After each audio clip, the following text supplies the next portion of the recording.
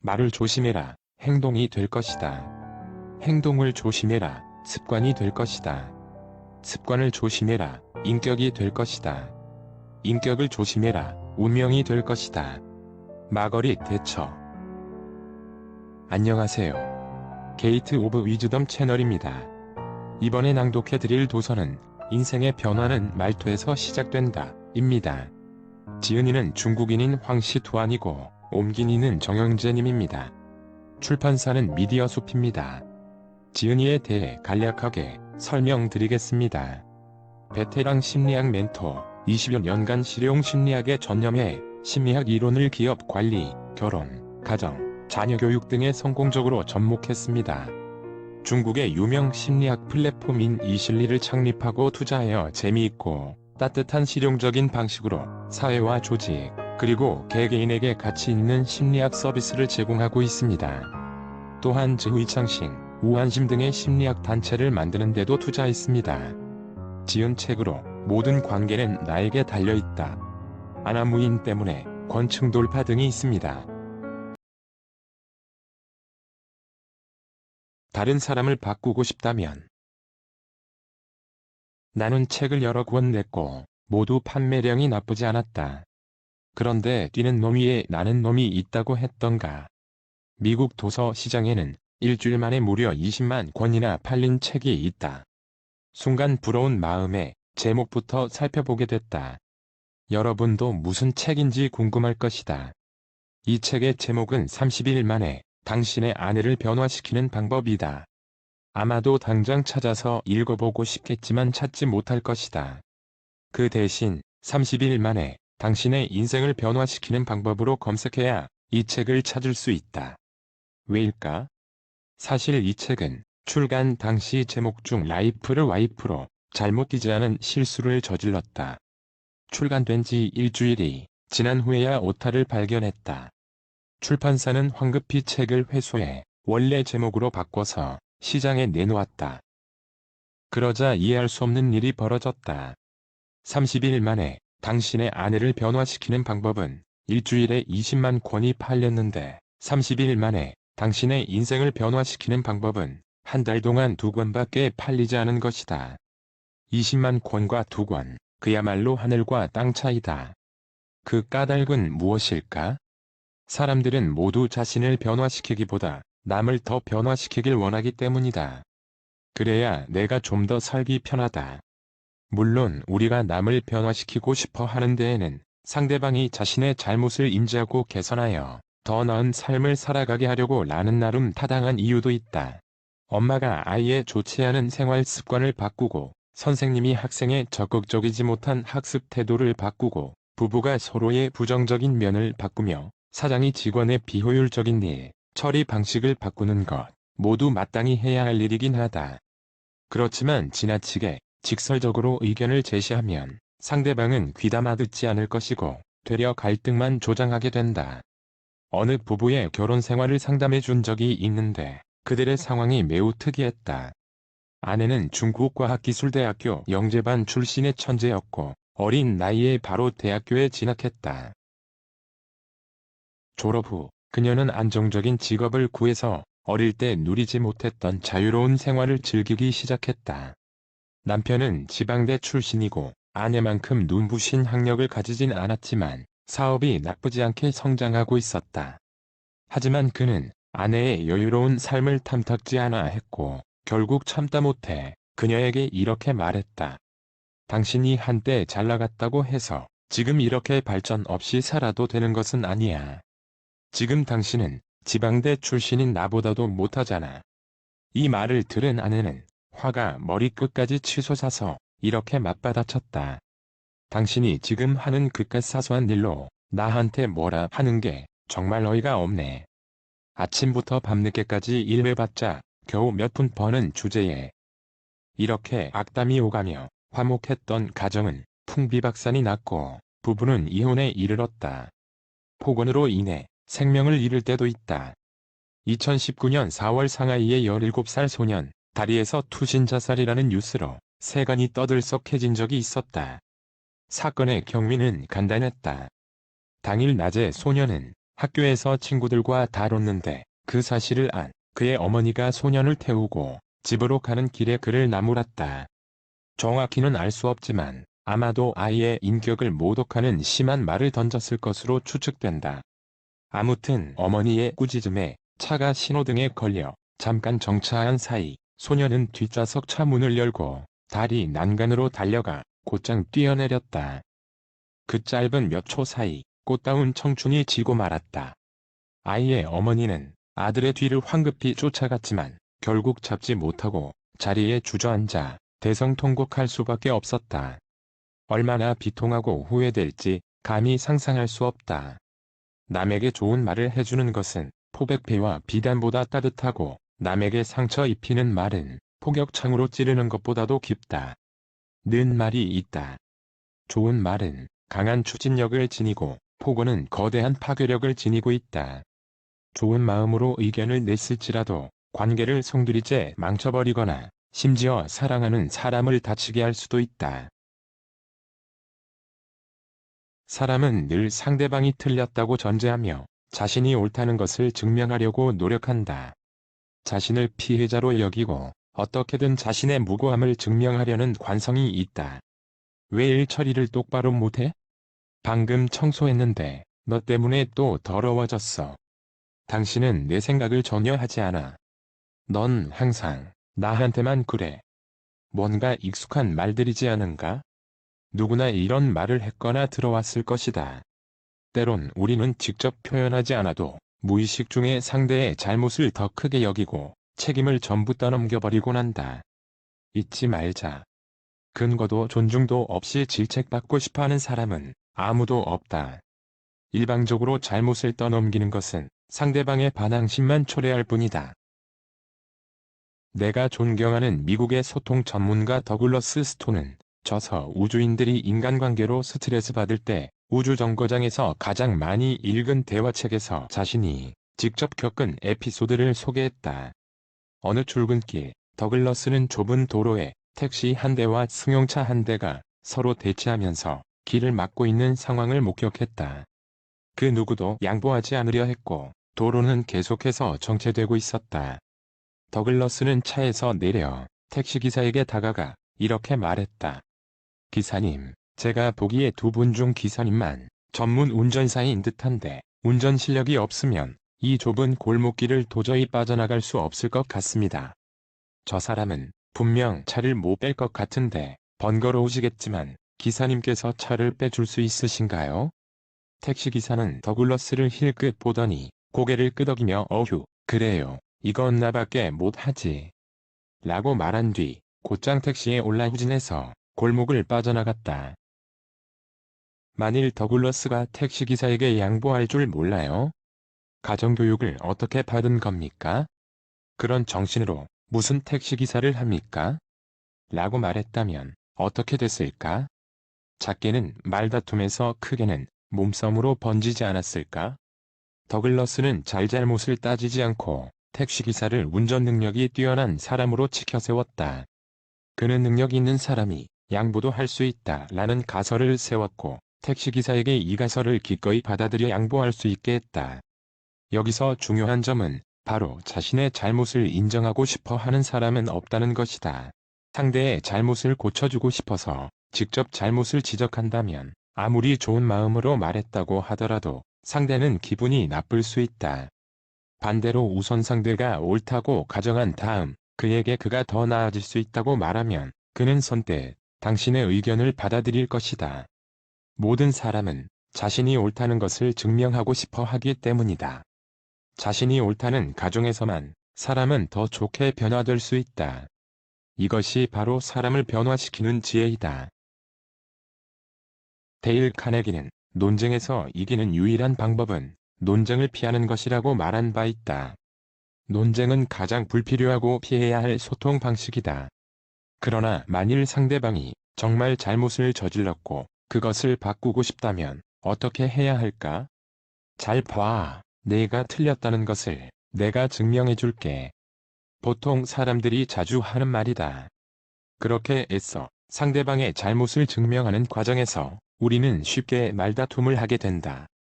다툼 끝에 상대가 틀렸다는 것을 증명해내고 승리를 거머쥐어도 관계는 이미 틀어졌을 가능성이 크다. 말다툼이라는 것이 늘 그렇다. 왜일까? 말다툼에서 이기기 위해 우리는 상처 주기라는 무거운 대가를 지불하기 때문이다. 이는 당신을 향한 상대방의 미움만 증폭시킨다. 자, 그럼 말다툼을 피하는 방법을 알아보자. 첫 번째, 우선 상대방의 장점을 찾아서 인정해주자. 일상생활에서 흔히 돈 때문에 다툴 때가 많다. 내가 상담해준 또 다른 부부의 예를 들어볼까 한다. 남자는 경제적으로 그리 넉넉하지 않은 가정에서 자란 탓에 비교적 검소하고, 반대로 여자는 넉넉한 집안에서 먹을 것, 입을 것 모두 풍족히 누리며 살아왔으며 결혼 생활 또한 그래야 한다고 생각했다. 두 사람은 항상 지출 문제로 말다툼을 했는데, 남편은 아내의 큰 씀씀이를 못마땅히 했고 아내는 남편의 지나치게 검소한 모습에 답답해했다. 나는 두 사람에게 모든 대화의 서두에 이렇게 말할 것을 제안했다. 아내는 남편에게 나는 당신이 우리 가정을 위해 절약하는 것을 알아요. 남편은 아내에게 나는 가족의 행복을 위해 돈을 적재적소에 쓸 줄 아는 당신의 모습이 좋아요. 라고 말이다. 상대방에게 예의를 차려 좋은 모습을 먼저 언급하면 보다 원활하게 소통할 수 있다. 인간의 마음속에는 남에게 인정받고 싶은 욕구가 언제나 존재한다. 상대방의 가치를 높게 평가하여 당신이 그를 존중하고 중시한다는 것을 느끼게 해야 그는 비로소 기꺼이 당신의 지적과 제안을 받아들일 것이다. 두 번째, 상대방에게 더 잘할 수 있는 길을 알려주자. 서로의 감정을 잘 다스렸다면 이제 싸움의 본래 목적인 문제 해결을 위해 절충 방법을 모색해야 한다.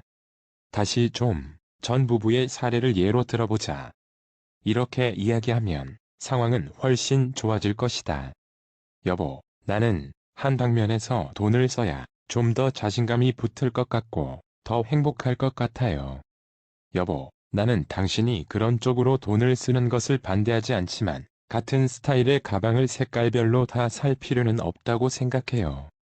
사실 사람들은 대부분 자신의 결점을 어느 정도 인지하고 있다.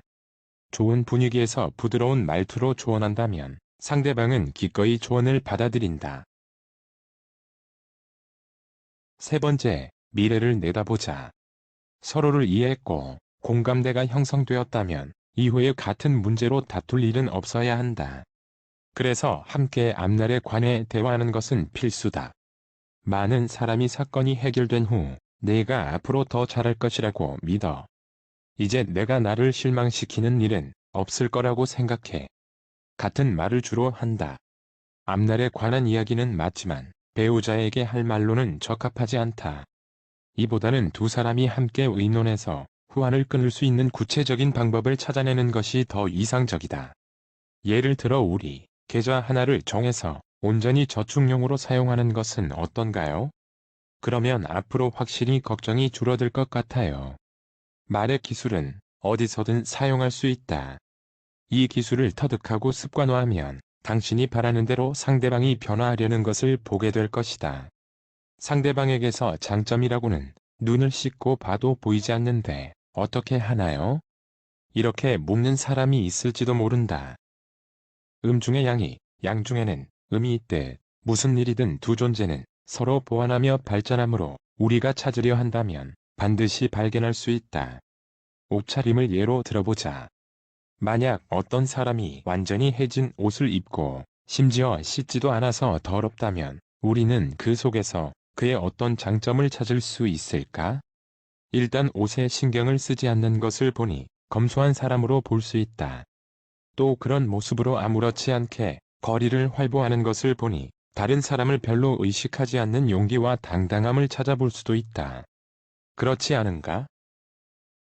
심리학 연구 결과에 따르면 모든 행동의 배후에는 긍정적인 동기가 하나쯤은 있다고 한다. 행동은 잘못됐을지 몰라도 적어도 그 안에 있는 긍정적인 동기는 인정해줘야 한다. 마트에서 무언가를 훔친 사람을 예로 들어보자. 도둑질이라는 행위는 명백히 잘못되었지만 그 안에 동기가 무엇인지 살펴볼 필요는 있다. 생활이 정말 어려워서 굶주리고 있을 가족을 위해서 그랬을 수도 있다. 우리가 상대방의 긍정적인 동기를 알아주고 능력을 인정해줘야 상대방이 마음의 문을 열고 우리의 의견을 받아들일 수 있다. 도둑질을 한 사람에게 다짜고짜 욕하고 윽박지르는 것은 그를 변화시키는 데에 아무런 도움이 되지 않는다. 대신에 이렇게 큰 위험을 무릅쓰고 이런 일을 한 것을 보니 당신은 피치 못할 사정이 있었나 보군요. 하지만 당신이 대담한 일에 썼던 두뇌를 더 나은 일에 쏟는다면 분명 유용하게 사용될 수 있을 겁니다. 이렇게 말한다면 그를 변화시킬 수 있을지도 모른다. 지금 당장 주변 사람에게 이 방법을 시도해보자. 당신은 분명 이 기술에 빠져들 것이다. 누군가를 변화시키고 싶다면 우선 그의 장점을 찾아서 인정해준 다음 발전할 수 있는 길을 제시해야 한다는 점을 반드시 기억하자. 타인에게 호감을 얻는 손쉬운 방법. 한 남성에게 요즘도 도박하세요? 라고 물으면 그는 뭐라고 대답할까? 아니요. 도박한 적 없습니다. 도박할 줄 모릅니다. 라고 대답했다고 하자. 그런데 여기서 중요한 것은 그가 어떤 대답을 했는지가 아니다. 그가 뭐라고 대답하든 주변 사람들은 그가 도박을 한 적 있다고 생각할 것이다. 왜일까? 그 답은 질문에 있다. 질문에는 이 남자는 도박꾼이다 라는 가설이 숨어 있다. 이런 숨은 가설은 마치 부처의 손바닥과 같아서 대답하는 사람이 아무리 재주를 부려도 벗어날 수 없다. 이게 바로 가설의 매력이다. A가 있어야 B가 존재할 수 있다면 A는 B의 필수 조건이다. 따라서 B가 성립하면 당연히 A도 성립한다. A가 바로 말 속에 숨은 가설이다. 이 가설을 교묘하게 사용하면 상상보다 큰 힘을 발휘할 수 있다. 비즈니스에서 우리가 고객에게 가장 듣고 싶지 않은 말이 아니오이다. 이 짧은 한마디가 고객의 입 밖으로 나오는 순간 거래가 성사될 가능성은 사라지고 만다. 그렇다면 아니오라는 말이 나오지 않게 할 방법은 없을까? 한 분식집 사장의 이야기를 살펴보자. 어느 번화가 초입에 두 분식집이 나란히 자리 잡고 있다. 두 집 모두 라면 맛이 훌륭한데 이상하게도 장 사장 가게 매출이 항상 김 사장 가게 매출보다 높다. 이유는 무엇일까? 김 사장은 손님들이 라면을 주문할 때 매번 달걀 추가하세요? 라고 묻는다. 그러면 어떤 손님은 추가한다고 말하고 어떤 손님은 안 한다고 말한다. 장 사장도 손님들에게 묻는다. 그런데 질문이 조금 다르다. 달걀은 하나만 추가하시겠어요?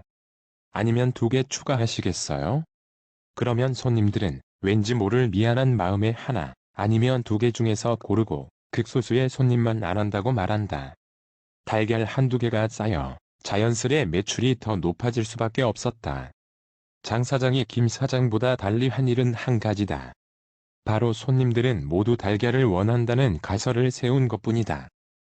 심리학에서는 미안함을 느끼는 심리를 불확실한 감정 상태라 한다. 이런 불확실한 감정은 타인에 의해 쉽게 조종당하고 결국에는 피동적인 선택을 하게 만든다. 비즈니스를 할 때 자신에게 유리한 가설을 세워서 상대에게 미안함을 느끼게 하면 상대방을 더욱 쉽게 설득할 수 있다. 12년 연속 세계 기네스북에 오른 세기의 세일즈맨 조지라드는 이 방법을 가장 제대로 사용한 사람이다. 그는 절대로 고객에게 차를 구매하실 건가요? 라고 묻지 않는다. 그는 고객에게 이렇게 질문한다. 세단을 원하시나요? 아니면 SUV를 원하시나요? 파란색을 원하시나요? 빨간색을 원하시나요? 결제는 신용카드로 하시나요? 현금으로 하시나요? 등. 이처럼 둘 중 하나를 골라야 하는 질문을 받은 고객은 대부분 거절하지 못한다. 반면 차를 구매하실 건가요? 라는 질문에는 쉽게 아니요라고 말할 것이다. 인간은 논리적인 동물이다. 따라서 상대방 마음속 깊이 뿌리 내린 논리를 흔드는 것은 정말 어려운 일이다. 짧은 순간에 바꾸는 것은 당연히 더욱 어렵다.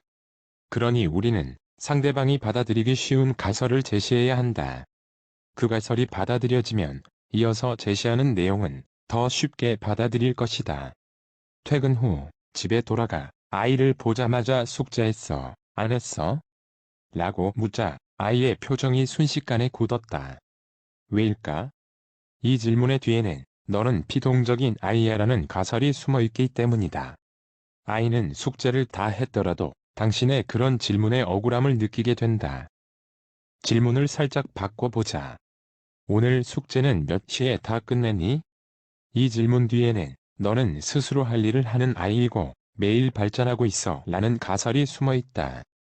숙제를 다 한 아이는 성취감을 한가득 안고 당신에게 숙제를 보여줄 것이다. 숙제를 다 하지 못했더라도 아이는 속으로 이렇게 다짐하게 된다. 다음에는 반드시 더 일찍 숙제를 끝내야겠다. 이 가설은 아이의 마음속에 더 나아지고 싶어 하는 씨앗을 심어준다. 같은 논리로 사장이 부하 직원에게 이렇게 물었다고 생각해보자. 길동씨, 혹시 요즘에는 무슨 문제 없나요? 이 질문 속에는 길동은 평소에 쉽게 잘못을 저지르는 사람이라는 가설이 숨어있다. 이 질문을 들은 길동은 분명 부정적인 생각을 하게 된다. 이렇게 질문해보는 것은 어떤가? 길동씨, 혹시 요즘에는 떠오르는 아이디어가 없나요? 이렇게 상대방을 끊임없이 발전하는 사람으로 가정하면 상대는 긍정적인 느낌을 받게 된다. 끊임없이 주변 사람들에게 긍정적인 느낌을 전달할 때 피그말리온 효과가 발동된다. 피그말리온 효과는 그리스 신화에 등장하는 조각가 피그말리온에서 따온 이름이다. 그는 한 아름다운 여인상을 조각했고 세상 누구보다도 아름다웠던 그 여인상을 자신도 모르는 사이 사랑하게 되었다. 그의 사랑에 감동한 여신 아프로디테는 여인상에 생명을 불어넣어 주었고 여인상은 살아나 피그말리온이 아내가 되었다.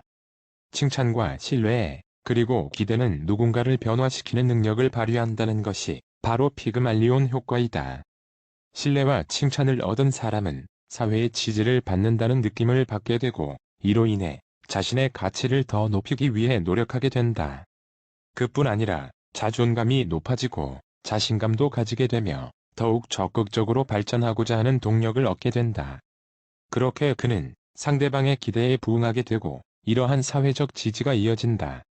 사람에 대한 기대와 칭찬, 신뢰, 그곳에서부터 변화가 시작된다. 가설의 매력은 무한하다. 주변 사람을 변화시킬 수도, 상대방과의 관계를 가깝게 만들 수도 있다. 이사를 한 후 새로운 동네에서 이웃을 좀 더 알아가고 싶을 때는 어떻게 해야 할까? 떡을 돌리는 것도 좋지만 이보다 더 좋은 방법은 바로 이웃에게 도움을 요청하는 것이다. 이웃집 초인종을 조심스레 누르고 예의 있게 말해보자. 안녕하세요. 며칠 전에 이사 온 옆집 사람입니다. 책상을 조립해야 해서 드라이버가 필요한데 혹시 빌릴 수 있을까요?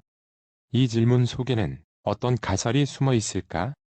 당신은 남을 잘 돕는 좋은 사람이다. 이다.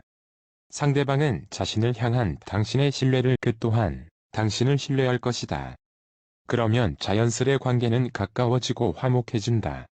심리학에서는 위 사례처럼 도움을 준 사람이 도움을 요청한 사람에게 오히려 호감을 느끼는 현상을 벤저민 프랭클린 효과라고 부른다. 이것은 미국의 정치가 벤저민 프랭클린의 실제 경험에서 비롯됐다. 당시 벤저민 프랭클린은 자신과 적대적인 의원과의 관계를 개선하고 싶었다. 하지만 비위는 맞추고 싶지 않았던 그는 한 가지 꾀를 냈다. 프랭클린은 그 의원에게 진귀한 책 한 권이 있다는 소식을 들었다면서 그 책을 이틀 동안만 빌려달라고 부탁했다.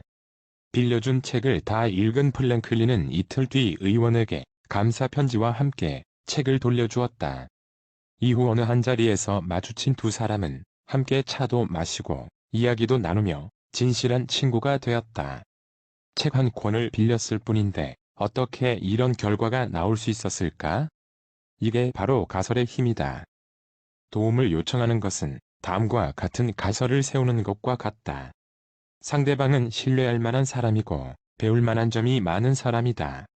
갈수록 서로를 속이는 경쟁 사회에서 이러한 신뢰와 인정은 더욱 얻기 어렵고 귀중하다. 당신의 부탁에서 믿음과 인정을 느낀 상대방은 자연스레 당신을 자기 편으로 생각하고 당신을 좋아하게 될 것이며 더욱 발벗고 도우려고 나설 것이다. 이에 대해 톨스토이는 이렇게 이야기했다. 우리는 상대방이 잘해준다고 해서 그를 사랑하게 되는 것이 아닙니다. 반대로 우리가 그에게 잘해주면서 그를 사랑하게 되는 것입니다. 자식을 향한 부모의 사랑은 무엇보다 깊다. 자식은 늘 부모에게 도움을 요청하고 부모는 계속해서 아이를 위해 무언가를 한다. 부모가 자식을 위해 희생할수록 자식을 향한 사랑은 더욱 커진다. 상대방에게 호감을 얻고 싶다면 그에게 도움을 요청하라. 하지만 반드시 선을 넘지 않고 적정해야 한다. 다짜고짜 2천만 원을 빌려달라고 하는 것은 도움을 요청하는 것이 아니라 강도질을 하는 것과 같다. 이렇게 하면 상대방은 놀라서 도망가 버릴 것이다. 도움 요청하기라는 관계의 기술은 가족 관계에서도 적용할 수 있다. 사람들 중에는 이렇게 말하는 이들이 있다. 아버지, 어머니, 이제 앞으로 아무것도 하지 마시고 편하게 놀면서 지내세요. 제가 다 할게요. 이 말을 들은 부모의 마음은 과연 좋기만 할까? 그들은 나는 이제 쓸모가 없구나. 노년의 자식들의 집만 되느니 그냥 빨리 사라져주는 게 좋겠어라고 생각할 수도 있다. 부모에게 아무것도 하지 말라는 것은 효도가 아니다. 엄마, 이번 명절에 전을 좀 부치려고 하는데 도와주실 수 있어요. 아빠, 이번에 텃밭에 뭐 좀 심을까 하는데 같이 보러 가 주실 수 있어요? 이렇게 말했을 때 부모의 얼굴이 밝아지는 것을 볼 수 있다. 때때로 이와 같은 작은 부탁 하나라도 요청하는 것이 부모의 마음을 더 편안하게 해주고 삶의 활기를 불어넣어준다. 가설, 이 기술은 양날의 검과 같다. 좋은 가설은 우정을 얻게 하고 관계를 개선하며 사업을 번창하게 하지만 나쁜 가설은 정반대로 친구와 가족을 잃게 하고 관계를 망쳐버리며 심지어 주변 사람을 벼랑 끝으로 내몰 수 있다. 말을 할 때는 꼭 이 가설에 신경 쓰자. 이것은 무의식 중 소리 소문도 없이 듣는 이의 생각과 행동에 영향을 미친다. 남이 나를 대하는 자세는 모두 내가 가르쳐 준 것이다. 자신이 만든 틀을 뛰어넘는 법.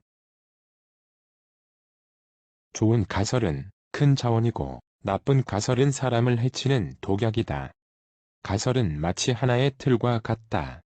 좋은 가설은 사람을 보물이 가득한 곳으로 이끌어 값진 것들을 얻게 하는데 반해 나쁜 가설은 사람을 보이지 않는 감옥에 가두어 일생을 감금시킨다. 이와 관련한 몇 가지 이야기가 있다. 나는 심리학 멘토로서 내 일을 매우 좋아한다. 이 일에 종사해온 지난 23년 동안 정말 많은 이들이 변화하는 것을 보았기 때문이다. 그중 하나로 운전기사에서 CEO가 된 사람의 사례는 특히 기억에 남는다. 이 이야기의 주인공인 김 씨는 한 케이블 공장의 화물차 운전기사였다. 하루는 그의 사장이 내가 진행하는 심리학 수업을 들으러 와야 했는데 마침 사장의 운전기사가 일이 생겨 휴가를 신청했고 김 씨가 사장의 차를 대신 몰게 되었다. 오전 수업이 끝난 뒤 사장은 김 씨와 밥을 먹으며 오전 내내 무얼 했냐고 물었다. 날이 너무 더워서 차 안에서 잠을 잤습니다. 김 씨의 대답을 들은 사장은 기름값을 쓰느니 차라리 수업료를 내고 강의실에서 자게 하는 게 낫겠다고 생각해서 김 씨를 데리고 오후 수업에 함께 들어왔다. 그런데 강의실에서 김 씨는 잠을 자기는커녕 열심히 수업을 들었다. 수업이 끝나고 집으로 돌아가는 길에 김 씨는 사장에게 이렇게 말했다고 한다. 수업 시간에 강사님이 말씀하신 이 세상은 자기가 스스로를 제한하지 않는 이상 무한한 가능성이 있다라는 말은 정말 일리가 있는 것 같습니다. 사장님은 제가 평생 운전기사 일만 해야 한다고 생각하십니까? 저에게 다른 업무를 한번 맡겨보시는 건 어떻습니까? 김 씨의 말에 사장은 흔쾌히 그에게 다른 업무를 주었다. 그렇게 김 씨는 영업사원이 되었고 그 후 3년 동안 그는 판매 부문에서 1위를 달성했다. 이때에도 김 씨는 마음속에 이 세상은 자기가 스스로를 제한하지 않는 이상 무한한 가능성이 있다라는 말을 새기고 있었고 현재 성적에 만족해하지 않았다. 그래서 김 씨는 사장을 찾아가서 이렇게 말했다. 사장님, 우리 회사의 플라스틱 케이블 껍질은 전부 외주를 맡겨서 들여오는 것으로 아는데 이 외주 일을 제게도 주신다면 제가 한번 창업해서 납품 사업을 해보고 싶습니다. 사장도 신뢰할 수 있는 사람에게 일을 맡기는 게 마음이 편했기에 김 씨에게 주문서를 몇 개 넘겨주었다. 그렇게 김 씨는 소규모로 사업을 시작했고 지금은 직원 300에서 400명에 달하는 대규모 공장으로 발전했다. 여기서 뭔가 느껴지는 게 있는가? 어떤 사람들은 평생을 똑같은 날의 연속으로 여겨 변화 없이 살아가고 어떤 사람들은 매일매일을 새로운 날로 여겨 끊임없이 돌파를 시도한다. 이 두 부류의 차이는 무엇일까? 전자는 보이지 않는 틀에 갇혀서 변화할 엄두를 내지 않는다. 반면 후자는 인생은 무한하다고 생각하고 끊임없이 틀을 깨고 나와 자신의 인생이 무한한 가능성으로 가득 차게 한다. 이 세상은 스스로 한계를 두지 않는 이상 무한한 가능성이 있다. 이 한마디는 김 씨의 인생에 거대한 변화를 불러왔다. 말의 위력은 이처럼 크다. 말을 잘하는 사람은 누군가를 울타리 밖으로 걸어 나오게 하고 말을 못하는 사람은 계속해서 남에게 틀을 씌운다.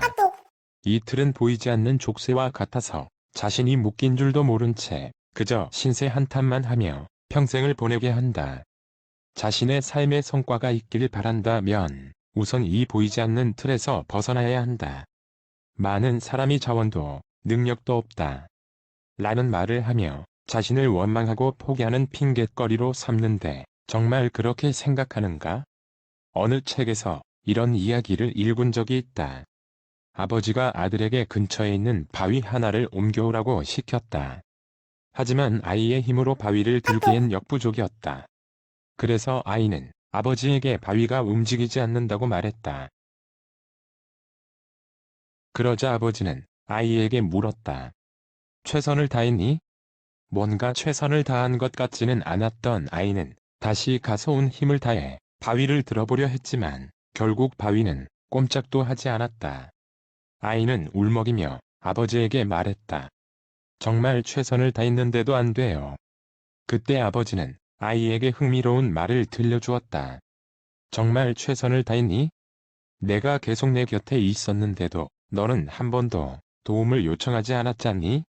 이게 어떻게 최선을 다한 것일까? 아이가 생각한 최선은 자신의 힘으로 하는 데서 그쳤다. 하지만 아버지가 말한 최선에는 자신의 힘뿐만 아니라 외부의 힘을 빌리는 것도 포함되어 있었다. 말 속에는 가설이 숨어 있다고 말한 것을 기억하는가?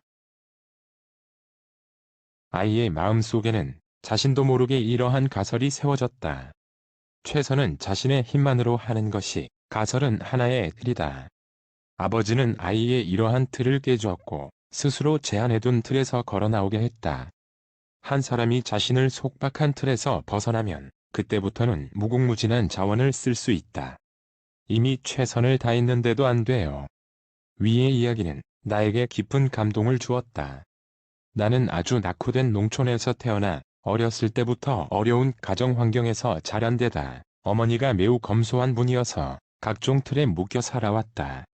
그러나 정말 운이 좋게도 귀한 사람들을 많이 만나 그들이 내가 가진 틀을 깨주었고 오늘날 작은 성과들을 거두며 살 수 있었다. 내가 처음부터 심리 상담 지도교사가 된 것은 아니었다.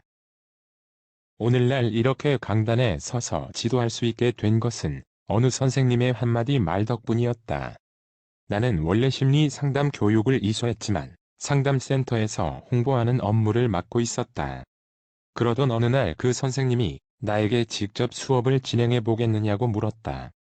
나는 선생님, 제가 표준어를 잘 못해서 수업을 진행하기 어려울 것 같습니다. 라고 말했다. 그러자 그 선생님은 내 눈을 바라보며 진지하게 말했다. 사투리로는 수업할 수 없다고 누가 정했지? 누가 정했는가? 아무도 정한 적이 없다.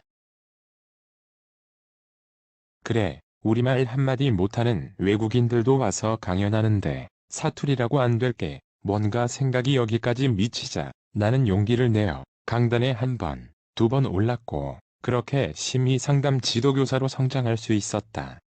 사람인의 틀을 하나 더하면 가둘수가 된다.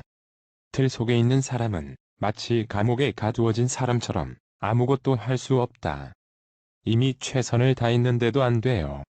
이 말은 세상에서 가장 효과적인 실패의 주문이다.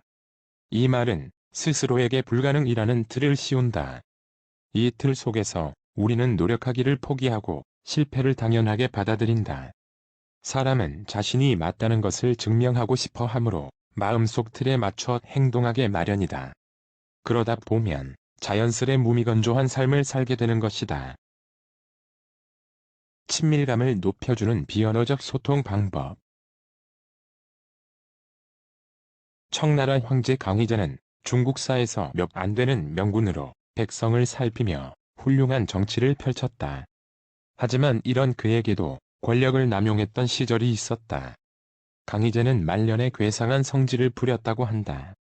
그는 사람들이 자신에게 늙었다고 하는 것을 극도로 싫어했다. 황제의 기분을 거스르면 매우 엄중한 처벌을 받았기 때문에 주변인들은 노화와 관련이 있는 것이라면 무조건 입에 올리지 않았다. 한 번은 강희제가 비빈을 데리고 호수에 낚시를 하러 갔다.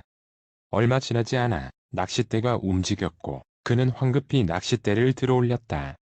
끝에는 붕어 한 마리가 걸려 있었는데 강희제가 기뻐하며 물고기를 건져 올리는 순간 퐁당 소리와 함께 붕어가 낚싯바늘을 빼고 달아나 버렸다. 강희제는 연거푸 한숨을 쉬며 아쉬워했다. 그러자 강희제 옆에 있던 황후가 급히 차 한 잔을 들고 와서 그를 위로하며 말했다. 보아하니 붕어가 늙어 낚싯바늘을 물고 있을 힘이 없었나 봅니다. 말이 끝나기 무섭게 옆에 있던 젊은 비가 참지 못하고 몰래 웃음을 터뜨리며 강희제를 힐끔힐끔 쳐다보았다.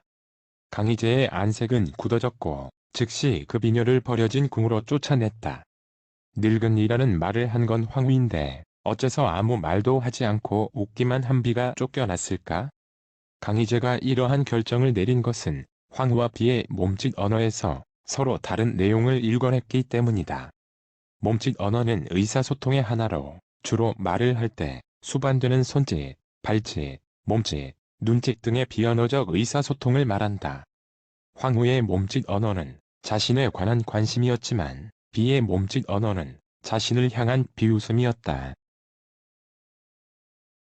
어떤 소통이든 모두 언어 방면과 비언어 방면, 이 두 가지 정보를 지니고 있다. 사람은 말을 할 때 표정, 자세, 어조, 억양 및 호흡 빈도 등 다양한 비언어적 정보를 자연스레 전달한다. 이 비언어적 표현들은 언어적 정보보다 더 정확하게 인간 내면의 실제 상태를 반영할 수 있다. 입으로 나오는 말은 논리적 사고의 가공을 거치고 자신이 원하는 목적에 부합하기 위해 어느 정도 왜곡된다. 즉, 진실한 속마음을 반영하지 않는다. 이에 비해 몸짓 언어는 자발적이고 잠재적이다. 대부분 이는 한 사람의 가장 진실한 속마음을 드러낸다. 그래서 거짓말 탐지를 할 때 전문가들은 대상자의 몸짓 언어에 더 많은 관심을 보인다. 의사소통에서 몸짓 언어의 중요성은 모두가 잘 알고 있다. 사고를 친 아이 때문에 학교에 불려간 부모가 화가 잔뜩 난 얼굴로 아이에게 이렇게 말했다. 대단하다 대단해. 능력도 좋아. 과연 아이가 이 말을 자신이 정말 대단하다고 이해할까? 아니다. 아이는 그 말의 뜻이 정말 못 말리겠다. 좀 혼나야겠어. 라는 걸 알고 있다. 비싼 명품 옷이 마음에 든 아내가 옷감을 만지작거리며 남편에게 이 옷은 너무 격식 차리는 느낌인가? 평소에는 못 입을 것 같으니 그냥 사지 않는 게 좋겠지? 라고 말했을 때 만약 남편이 그래, 사지 말고 가자 라고 말한다면 앞으로 한 달 동안 구박을 받을 수도 있다. 사지 않는 게 좋겠지? 라는 말은 사실 사고 싶다라는 뜻이기 때문이다. 미국 심리학자 엘버트 메라비어는 7-3-8-5 법칙을 제시했다. 사람들은 얼굴을 맞대고 소통할 때 세 가지 소통 요소, 즉 말의 내용, 억양, 몸짓을 사용한다. 이 세 가지 기본 요소가 소통에서 차지하는 비중은 각각 다르다. 말의 내용은 7%, 억양은 38%, 몸짓은 가장 큰 비중인 55%를 차지한다. 몸짓에는 눈빛, 표정, 신체 운동, 접촉, 자세, 외모, 몸과 몸 사이의 공간 거리 등이 포함된다. 몸짓에는 소리는 없지만 선명하고 정확한 함의가 있다. 예를 들어 도로 위에서 오고 가는 차와 행인을 지휘하는 교통경찰이 사용하는 게 바로 소리 없는 몸짓이다.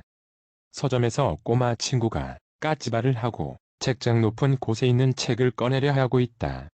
몇 번의 시도에도 실패한 꼬마에게 서점 직원이 다가와 책을 꺼내어 주었다. 이 과정에서 아이가 까치발을 든 그 행동은 아주 명확하게 그의 요구를 표현해냈다. 나는 도움이 필요해요. 찰리 채플린은 몸짓, 즉 보디랭귀지의 신이나 다름없다. 흑백 영화 시대, 영화에 아무런 소리나 색깔도 없었던 그 시절, 채플린은 풍부한 보디랭귀지로 감정과 생각 그리고 경험을 관중들에게 보여주었고, 많은 이들에게 감동을 주었다. 억양에는 악센트, 말의 속도, 호흡 등이 포함되어 있다. 억양의 변화에 따라 표현되는 감정과 내용이 달라진다. 외빈들의 환영 행사에 참석한 이탈리아의 유명 배우 록시는 외빈들로부터 눈물 연기를 보여달라는 요청을 받았다.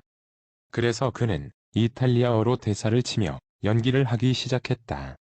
사람들은 그의 대사를 알아듣진 못했지만 그의 절절한 억양과 표정에 감동해 눈물을 흘렸다. 그런데 손님 중 어느 이탈리아 사람은 손으로 입을 틀어막은 채 밖으로 달려나가 박장대소했다. 알고 보니 록시가 뱉은 대사는 애초에 얼토당토하는 연회장 식탁 위에 메뉴판에 있던 메뉴들을 읊었던 것이다. 미국의 언어학자 찰스 프리스는 유독 억양의 중요성을 이렇게 강조했다. 말의 내용보다 어떻게 말하는지가 더 중요하다. 보디랭귀지, 억양, 호흡 등은 비언어적 언어를 구성하는 요소들이며 이들은 문자 이외의 정보들을 전달할 수 있다. 인류의 언어가 발달하기 이전에 사람들은 이비언어적 언어로 소통해왔다. 이 소통 방식은 지금까지도 유효하다. 여기서 몇 가지 소개하겠다. 양손을 벌리는 것은 수중에 무기가 없고 안전하다는 것을 나타낸다. 따라서 소통 중에 양손을 벌리는 것은 상대에게 친근함을 느끼게 할 수 있다. 손을 보여주지 않거나 주먹을 쥐면 상대방은 위압감을 느낄 수 있다. 권위를 과시해야 할 필요가 있다면 이러한 손동작을 시도해보자. 두 발을 열함자로 놓고 발끝이 앞을 향하게 하는 것은 안정적인 자세이고 언제든지 싸울 준비가 되어 있는 자세다. 이런 자세로 서 있으면 권위적이고 힘이 있어 보인다. 반대로 두 발을 아무렇게나 놓고 편안하게 서 있는 것은 일종의 느슨한 자세로 사람들로 하여금 친근함을 느끼게 할 수 있다. 그 자세로는 공격하거나 싸울 수 없다. 비언어적 정보는 타인뿐 아니라 자신에게도 영향을 미칠 수 있다. 체화된 인지는 심리학 분야에서 새롭게 떠오르는 연구 영역이다. 이 이론에 따르면 생리학과 심리 상태 사이에 강한 상관관계가 있으며 생리학은 심리 감각을 활성화하고 심리 감각 또한 생리학을 강화한다. 사람은 기쁠 때 웃는다. 이는 아주 이해하기 쉽다. 체화된 인지는 한 걸음 더 나아가 사람은 웃으면 웃을수록 더 기뻐진다고 한다. 즉, 신체의 상태에 따라 내면의 느낌에도 변화가 생긴다는 말이다. 예를 들어, 튼튼한 의자에 앉아 있는 당신은 안전함을 느낀다. 손에 아주 무거운 물건을 들고 있을 때 당신은 그것이 중요한 것이라고 느낀다. 두 손을 벌렸을 때 당신의 마음가짐은 더욱 개방적으로 변한다. 팔짱을 꼈을 때 당신의 사고는 굳어진다. 시선을 위로 향했을 때 슬픔을 느끼는 경우는 거의 없다. 시선을 땅으로 향했을 때 비교적 더 감성적으로 된다. 영화 속 간첩이나 비밀 공작원, 그리고 현실 속의 사기꾼, 백화점 우수 영업사원, 이들은 다른 사람들의 신뢰를 손쉽게 얻는다. 어떻게 그럴 수 있을까? 다음과 같은 장면을 한번 상상해보자. 카운터에 앉아있는 점원에게 화가 잔뜩 난 손님이 오더니 책상을 내리치며 말했다. 아니 지난주에 주문한 물건이 아직도 안 오다니 이게 어찌 된 일입니까? 도대체 일을 어떻게 하는 거예요? 만약 이 상황에서 점원이 온화하게 선생님, 진정하시고 하실 말씀이 있으면 천천히 잘 말씀해 주세요. 라고 말한다면 어떨까? 당신이 그 고객이라고 생각해 보자. 당신은 애타게 물건을 기다리느라 급해 죽겠는데 그 상황에서 상대방이 아무리 예에 있다고 해도 성에 차겠는가? 만약 그 점원이 벌떡 일어나서 당신과 같은 초조한 어투로 이렇게 말했다고 해보자. 그런 일이 있었나요? 아니, 어떻게 그런 일이? 물류팀은 대체 뭘 하고 있는 거지? 제가 당장 가서 알아보고 오겠습니다. 어떤가? 점원이 당신과 같이 다급한 모습을 보이고 당신과 같은 생각을 하는 그를 당신은 높은 확률로 마음에 들어 할 것이다. 같은 모습을 가진 사람은 연결되기 마련이다. 상대방이 당신과 같은 모습을 보인다면 당신은 특히 친밀감을 느낄 수 있다. 소통 중 서로가 하는 행동이 같고 억양이 같고 숨결이 같으면 둘은 더 쉽게 공감대를 형성할 수 있다. 왜 그럴까? 이는 동물의 본능 중 하나다. 갓난아이를 생각해보자. 갓 태어난 아이는 아무것도 알지 못한다. 하지만 시간이 흐르고 성장함에 따라 어른들이 하는 것을 금방 따라하기 시작한다. 물론 몇 가지는 교육을 통해 학습되지만 대부분 모방을 통해 습득한 것이다. 모방은 인류의 본능이고 우리는 태어날 때부터 타인을 모방할 줄 안다. 상대의 행동을 따라하면 친밀감이 커진다. 물론 대부분의 모방은 우리가 의식하지 못했을 때 이루어진다. 만약 당신이 의도적으로 타인을 모방할 줄 알면 상대에게 친밀감과 신뢰를 줄 수 있다. 이런 의도적인 모방 기술을 친화력이라고 부른다. 일반적으로 다음 4가지 방법을 통해 친화력을 습득할 수 있다. 첫째, 상대방의 몸짓을 따라한다. 둘째, 상대방의 억양에 맞춘다. 셋째, 상대방의 언어 습관에 맞춰 말한다. 넷째, 상대방의 호흡에 맞춘다. 지금까지 도서의 내용 중에서 부분 발췌하여 낭독해드렸습니다. 여러분들에게 많은 도움이 되었으면 합니다. 저는 그럼 다음에 더 좋은 도서로 찾아뵙겠습니다. 게이트 오브 위즈덤 채널이었습니다. 감사합니다. 구독과 좋아요는 영상 제작에 큰 힘이 됩니다. 게이트 오브 위즈덤 채널이었습니다. 감사합니다.